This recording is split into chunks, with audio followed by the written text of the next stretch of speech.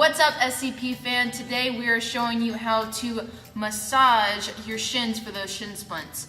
First way we're going to show you is with a rolling stick. All right, Joseph's going to take the stick, roll the outside of his shin. We don't want to roll on the inside because there's just too much happening on the inside. So really get into it, find a good spot. Next one we're going to use is a foam roller. Most of you should have this. Foam roller goes on the ground. You're actually gonna lay on it, applying pressure right to that same muscle. This should feel really good.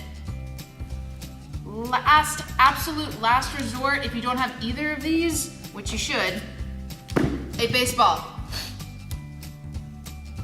Same thing, applying pressure, rolling it around, finding that tight spot.